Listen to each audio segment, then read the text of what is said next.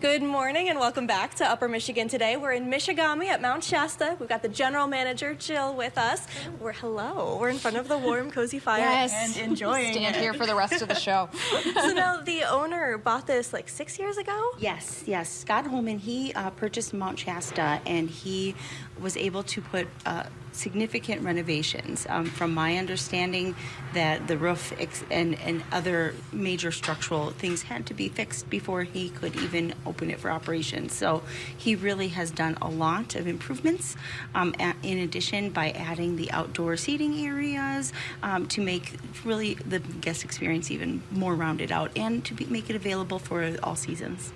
And in that kind of saved the restaurant and the history here. It did. So Mount Shasta, as we mentioned, 85 years. It first opened in 1939. It was a WPA project that was, the building was brought from Ishpeming to here, and then that's when my grandparents opened it in 1939. So he did very much save it, and we owe him, my family especially, a debt of gratitude because then we get to come home.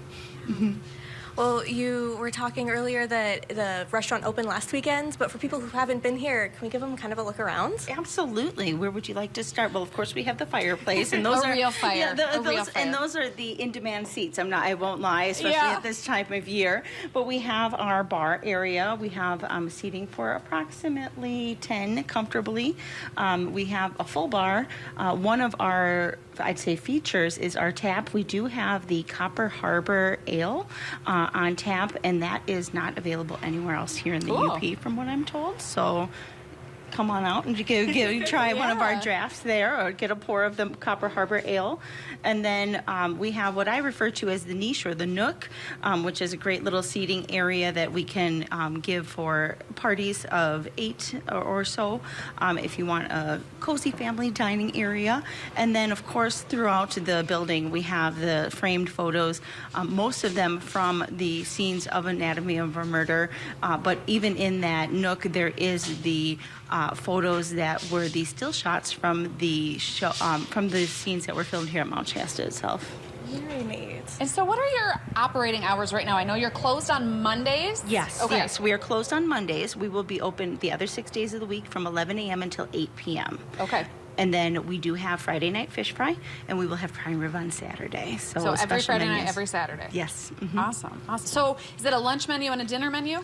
No, there's like an everyday menu. Okay. And then the prime rib starts about 5 p.m. on Saturdays, but then the fish fry we can accommodate all day. Okay. And we're going to take a look at the food and the menu in a later segment, but I want to go back to something that you said because I think it's fascinating. This building was brought from Ishpeming? Yes. It was moved here from Ishpeming? So as the story goes, it was a WPA project that was in Ishpeming, and my grandparents paid $1,500 to have it dismantled, and they paid a gentleman, they paid $1,500 for the building. They paid $500 to a gentleman to dismantle it, number all the logs, bring them to Michigami, and reassemble. Like Lincoln logs, really.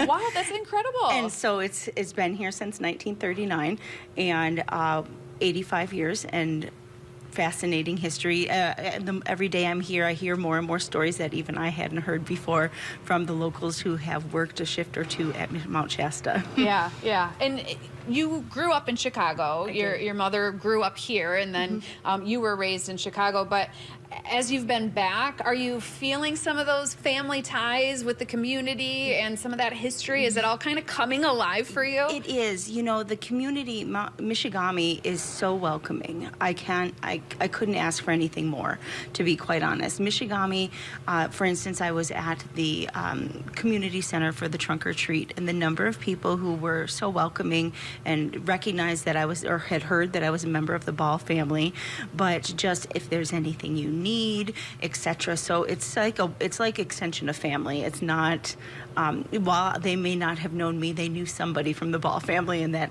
has gone a long way. Yeah, I'm sure it's very surreal to you almost to like hear stories of like your uncle or your grandmother or things that maybe you had heard about, maybe didn't see for yourself, or, you know, it's just like all coming full circle. Yes, and I've even heard some of the stories that cousins and such have told from people who were witnesses. So I'm like, well, I guess now you can confirm that tall tale that we kind of wondered if it really happened. But it is. It's really welcoming. I met one lady. She first started in Mount Shasta in 1964. So she worked for over, I think she said 34 years for Mount Shasta between my grandparents and my aunt and uncle and others. So really amazing stories, history, and it's bringing back some of those family members even that have been gone, have passed, but I'm hearing more about them and their participation here at the lodge than I ever knew. Yeah, yeah. So certainly this is an important space for the town of Michigami, the people of Michigami, but for people that are maybe a little further out and you want them to travel and come eat here, why should they make the drive to Michigami and make this a destination for their next meal? Well, you know, I always say that Mount Shasta has in spades what so many places try to get, whether it's the coziness like the fireplace, the charm, the log cabin, the history, and we already have that. So let's be open and be able to welcome others in and experience that for themselves, not to mention the ties to Anatomy of a Murder for the movie buffs, etc. But we have a bit of everything, and we just want to welcome those in so that they feel that comfort when they come in. I don't want it to be where they feel like they can only come to Mount Shasta for a special event, or if they have to make a reservation. No, come on in and try the food and have a great fish fry or have a great experience and just enjoy and take it in like we all are. And it's easy to find. It's right on US 41, but it's also right on Lake Michigami, just across the street, and it's also right on the snowmobile trail. So there's lots of options for getting here via boat, snowmobile, car, truck. You know, I mean, it is pretty easy to access. Yes, and in the summer months, we'll even have our dock on Lake Michigami where they can go ahead and dock. I think it'll approximately 4 boats that it can accommodate for people to come on in and have a meal while they're out on Lake Michigami. That's so fun.